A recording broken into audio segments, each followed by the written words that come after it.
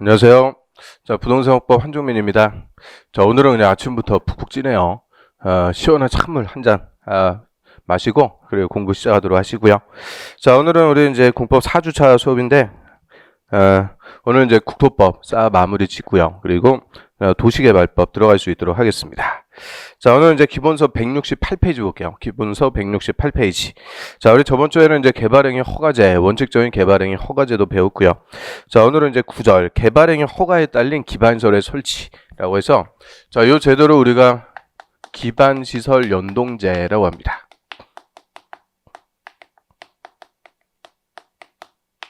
기반시설 연동제.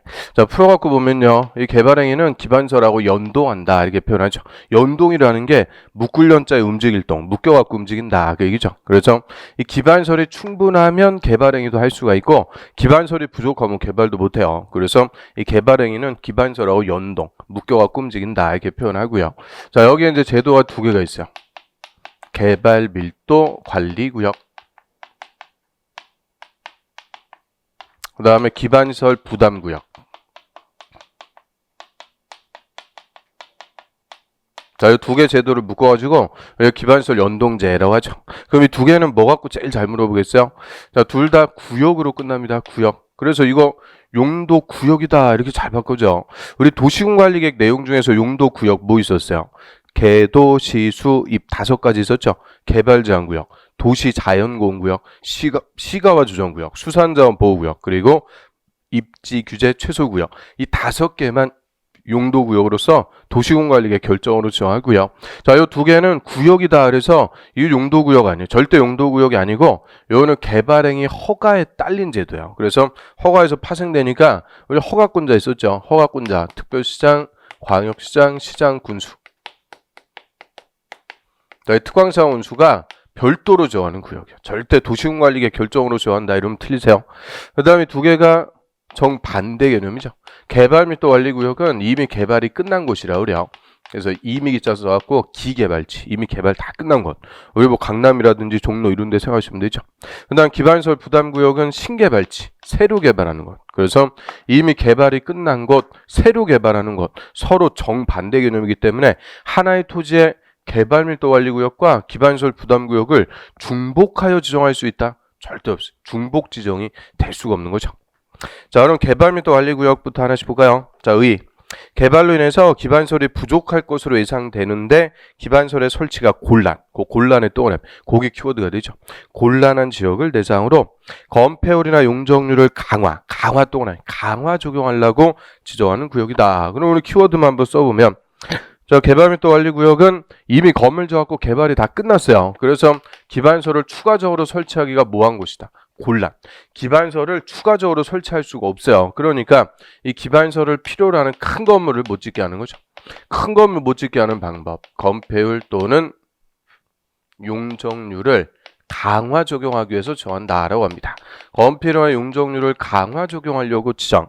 그러니 건폐율, 용적률 다 건물의 크기 제한한다 그러죠. 건물의 크기 제한하는데 이거를 강화시킨다는 게 뭐야? 줄여버린다 그죠? 그러면 건폐율을 줄여버리면 어떻게 돼요? 우리 건폐율은 건대라고 해서, 자, 건폐율 줄이면 건축 면적, 건물의 수평 크기가 줄어들게 되죠. 자, 용적률은 뭐예요? 연대.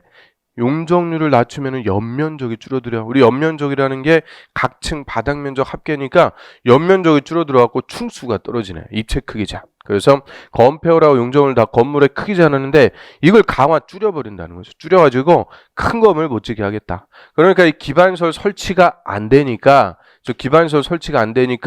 큰 건물도 못 짓게, 개발도 못하게 한다. 그 얘기죠. 그래서 건폐율, 용적률을 강화 적용하려고 정하는 구역이다라고 하고요. 자, 밑에 하루 2번 봐요. 지정권자. 지정권자는 곧 허가권자가 돼요. 특광시장 군수. 우리 앞글자에 또 남치면 특광시장 군수는 주상공업청. 밑줄. 주상공업청. 자, 그게 기개발지역. 도시지역 그러면 안 되세요. 녹지지역은 해당 사업 없죠. 주거, 상업, 공업지역에서 그 밑에 줄 끝에 기반시설의 설치가 곤란한 지역에 개발 및 또 관리구역을 지정할 수가 있다. 밑줄. 임의적이요. 그래서 특광시장 군수가 임의적으로 지정할 수가 있죠. 어디에? 주상공업청. 기개발지에서 지정할 수가 있고요. 자, 옆 페이지로 합니다. 맨 위에 보세요. 바로 3번 개발밀도 관리구역 지정 기준. 기준이니까 그 밑에 줄 국토부 장관이 정해준다. 그렇죠? 국토부 장관이 정해주는데요. 그 지정 기준 정할 때 고려할 사항 박스에 보시면은 동그라미 1번. 자, 5를 구체적 지정 대상이라. 개발밀도 관리구역은 다음에 해당하는 지역에 지정할 수가 있도록 할 것. 다음에 지역에 지정하래요. 그래서 지정 대상. 자, 기획번에 보시면은 그 도로 서비스 수준이 매우 낮아갖고 차량 통행이 현저하게 지체되는 지역. 이거 뭐 유식하게 써놨는데 뭐야? 더럽게 막힌다. 엄청 막힌다. 그죠? 엄청 막히는데. 그 다음에 니은번. 도로율이 용도지역별 도로율의 20% 동그라미 20% 이상 미달. 도로가 그냥 한참 많이 부족한 곳이요. 또 디귿번 향후 2년 동그라미 2년 내 수도 수요량이 시설 용량 초과할 걸로 예상. 또 리을번도 향후 2년 동그라미 2년 내 하수 발생량이 하수시설 용량 초과. 미음번도 향후 2년 동그라미 2년 내 학생 수가 학교 수용 능력 20 동그라미 20% 이상 초과할 걸로 예상. 그래서 그 도로, 상하수도, 학교 다 향후 몇 년 내요? 2년 내 몇 프로 이상, 20% 이상 초과나 미달할 걸로 예상되는데 설치가 곤란한 것. 거기에 구체적으로 지정할 수가 있다. 그 얘기고요. 자, 기억부터 미음 5개죠. 5개니까 시험에 물어봤을까 안 물어봤을까? 물어봤죠. 당연히 물어봤는데 자, 다른 거 없습니다. 그 숫자 바꿔줘요. 숫자. 2년 20%. 그거 딱 주의하시면 돼요. 2년 20%. 그 다음에 동그라미 4번 볼까요?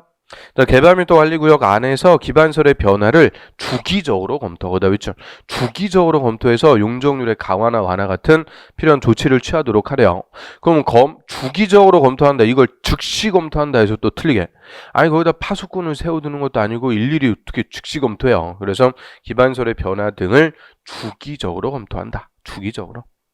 그 다음 밑으로 합니다. 지정하는 절차 봐요. 특광자원수는 개발밀도 관리구역 지정하려면 고민 대출 지방도시계획위원회 심의 및 지방도시계획위원회 심의 거치래요. 그래서 박스에 명칭, 범위, 건폐율, 용적률, 강화 범위 이런 거 허가권자 지 맘대로 하는 게 아니고 다 심의 거쳐갖고 지정 고시하고요. 자, 그럼 이제 효과. 거기 특광자원수는 개발밀도 관리구역 안에서는 해당 용도지역에 적용되는 용적률 동그라미 용적률 최대 50% 비중 범위에서 강화 적용합니다.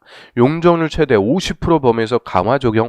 그러면 자, 우리 의회에서는요 건폐율이나 용적률을 강화 적용하려고 지정한다 그랬는데 구체적으로 지정했으면은 용적률만 최대 50% 강화 적용해요. 건폐율을 50% 강화 적용한다. 땡. 건폐율 강화는 없어요. 용적률만 50%까지 강화 적용합니다. 그러면 자, 우리 예를 들어 갖고요. 일반 상업지역이라고 그래. 일반 상업지역. 일반 상업지역은 원칙적으로 용적률이 몇 프로요? 1300. 상업지역 근, 유, 일, 중 900, 1100, 1300. 1300인데 자, 일반 상업지역의 개발밀도 관리구역 지역에서 용적률 50% 강화 줄여버렸다. 그 말은 용적률 반토막 낸다. 그죠? 이제 1300이 아니고 얼마 주는 거예요? 650. 반 딱 주는 거예요. 반. 650%만 줘서 한마디로 총수가 반으로 뚝 떨어지네요. 그래서 쉽게 얘기하면 예전에 50층까지 지을 수 있었는데 개발밀도 관리구역 지정에서 용적률 50% 줄여버리면 이제 50층 아니고 몇 층? 25층. 그냥 반토막 나는 거예요. 그래서 대형 건물에 건축을 억제해버린다. 그죠? 큰 건물 못 짓게. 그래서 기반설이 안 되니까 대규모 개발도 못하게 하는 것이 개발밀도 관리구역이다. 이렇게 생각하시면 되고요. 자, 다음 170페이지 가볼까요? 170페이지. 맨 밑에 기반설 부담구역. 자, 얘가 별표야. 이 기반설 부담구역은 우리 15회부터요. 한 번도 빠지지 않고 매년 출제합니다. 매년 물어보는 우리 국토법의 마지막 제도로서 맨날 나오는 거예요. 제일 중요한 제도 중에 하나죠. 자, 의안 볼까요? 개발밀도 관리구역 외의지역으로서 쫙 밑줄. 개발밀도 관리구역 외의지역. 이거 아니다 그랬으니까 이거는 기개발지. 얘는 신개발지. 서로 정반대. 그래서 절대 하나의 토지에 뭐 중복지정, 중첩지정 있을 수가 없어요. 개발밀도 관리구역이 아닌 구역에서 정하는 거죠. 로써 자, 개발로 인해서 도로나 공원, 녹지 같은 기반설의 설치가 필요에 동안 필요한 지역을 대상으로 기반설을 설치하거나 용지를 확보케 하기 위해서 지정고시하는 구역이다. 그럼 얘는 새로 개발하니까 개발로 인해서 기반설이 뭐가 돼요? 필요하죠. 그래서 이 필요한 기반설을 개발행위를 하는 자들이 다 설치하세요. 기반설의 설치 의무를 부과하려고 지정하는 구역을 기반설 부담구역이라고 그러죠. 그래서 의무를 부과한다 그래요. 의무를 부과. 자, 우리 공법에서 의무 부과를 두 글자로 부담 이렇게 어려운 말로 쓰죠. 부담. 부담은 의무 부과. 우리 농지법에 농지 보전 부담금 이런 거 있죠. 부담금. 돈 내라는 거예요. 금전 납부 의무를 부과하죠. 농지를 보전하기 위해서 돈을 내셔 하는 것을 농지 보전 부담금.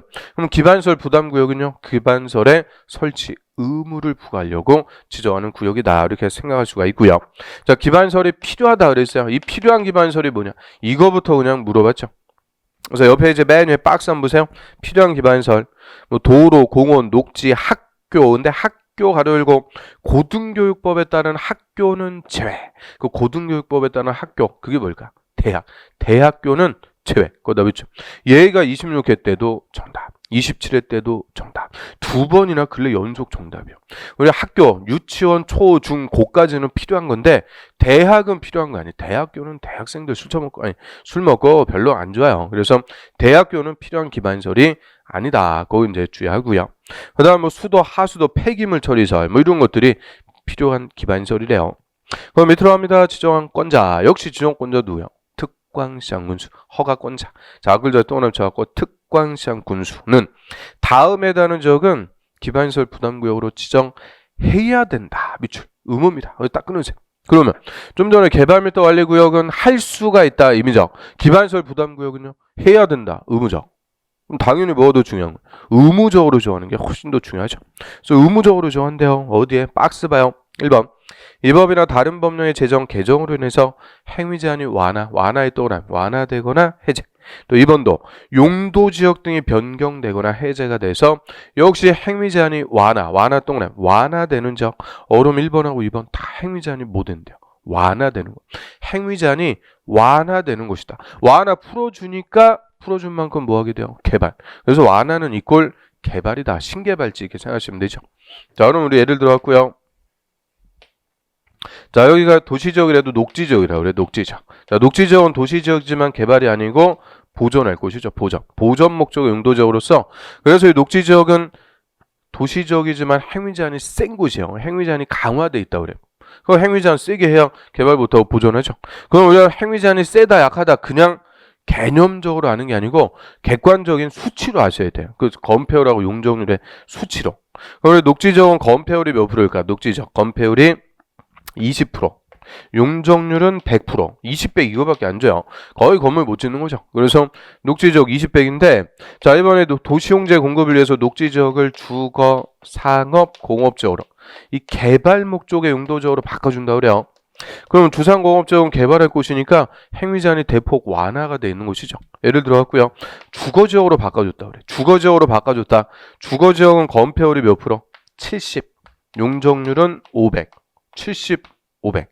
그러면 녹지를 주거적으로 바꿔주니까 건폐율은 3.5배가 완화가 되었고 3.5배 더 크게 건물 지을 수가 있게 되네요. 또 용적률은 무려 5배가 완화가 되었고 5배 더 높게 올라갈 수 있다. 그러면 자, 녹지를 주상공으로 바꿔주니까 행위 제한이 뭐가 되느냐? 건폐율, 용적률 같은 행위 제한이 대폭 완화가 돼서 풀어준 만큼 건물도 크게 짓고 뭐 하게 되는 거예요? 개발. 그래서 완화는 개발 이렇게 정리하시면 돼요.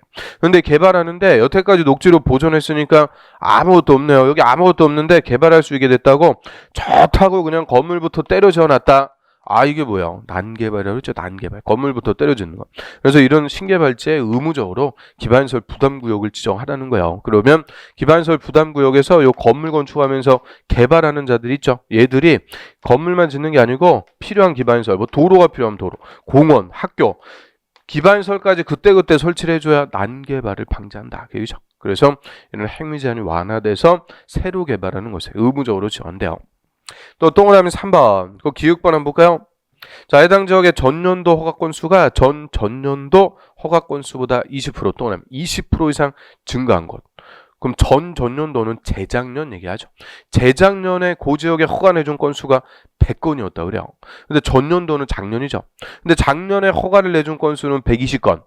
그럼 재작년에 100건이었는데 작년에 120건, 허가 건수가 딱 20% 늘어났네요. 허가 건수가 이렇게 20% 이상 증가했다 의미가 뭘까?